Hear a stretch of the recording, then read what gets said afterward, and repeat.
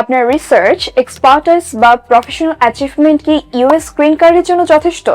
বর্তমানে EB2 NAW visa bulletin current, যার ফলে অনেক কোয়ালিফাইড অ্যাপ্লিকেন্টস কনকারেন্ট ফাইলিং এর মাধ্যমে I-140 পিটিশন এবং I-485 গ্রিন কার্ড অ্যাপ্লিকেশন একসাথে ফাইল করার সুযোগ পাচ্ছেন।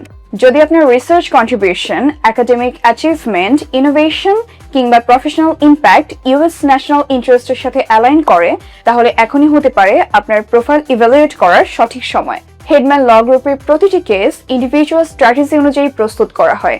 Strong proposed Endeavour, recommendation letter strategy এবং কম্প্রিহেন্সিভ ড্রাফটিং সাপোর্টের মাধ্যমে।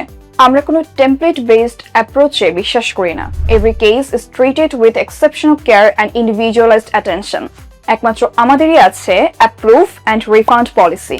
আপনার প্রোফাইল এই অপরচুনিটির জন্য কতটা কম্পিটিটিভ জানতে ক্যাপশনে দেওয়া ইনফরমেশনের মাধ্যমে আমাদের এক্সপেরিয়েন্সড লিগ্যাল টিমের সাথে আজই কথা বলুন এবং আপনার আইনি ভবিষ্যৎ নিশ্চিত করুন।